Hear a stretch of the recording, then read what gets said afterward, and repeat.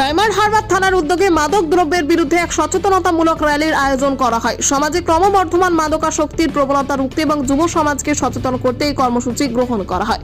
এদিনের র্যালিতে উপস্থিত ছিলেন ডায়মন্ড হারবার থানার ভারপ্রাপ্ত আধিকারিক সহ একাধিক পুলিশ আধিকারিক। পাশাপাশি ডায়মন্ড হারবারের বিভিন্ন স্কুলের ছাত্রছাত্রীরাও সক্রিয়ভাবে অংশগ্রহণ করেন। হাতে সচেতনতামূলক প্ল্যাকার্ড ও ব্যানার নিয়ে মাদক বিরোধী বার্তা ছড়িয়ে দেয় তারা। পুলিশ প্রশাসনের পক্ষ থেকে জানানো হয়, দিন দিন ছাত্র সমাজ থেকে শুরু করে যুব সমাজের একাংশ মাদকাসক্ত হয়ে পড়ছে, যা আগামী দিনের সমাজ গঠনের পক্ষে অত্যন্ত উদ্বেগজনক। তাই এখনই এই সচেতনতা বাড়ানো প্রয়োজন। এলাকাকে মাদক মুক্ত করার লক্ষ্যে এবং সুস্থ সমাজ গঠনের বার্তা পৌঁছে দিতে এই সচেতনতামূলক র্যালির আয়োজন করা হয়। ভবিষ্যতে এই ধরনের কর্মসূচি অব্যাহত থাকবে বলে জানিয়েছে পুলিশ।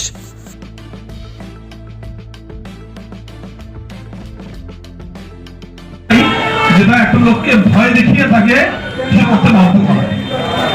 এরকম হয়েছে ভিজিলেন্সে ভয় দেখিয়ে একটা লোককে 4 দিন বাড়ির মধ্যে আটকে গেছে। একটা বয়স্ক দম্পতিকে এমন ভয় দেখিয়েছে 4 দিন আটকে গেছে। ভিজিলেন্স বলে হয় না, যদি এরকম কোনো সময় কেউ থ্রেট দেয়, এই নিয়ে কোনো থ্রেট দেয় বা মেসেজ পায়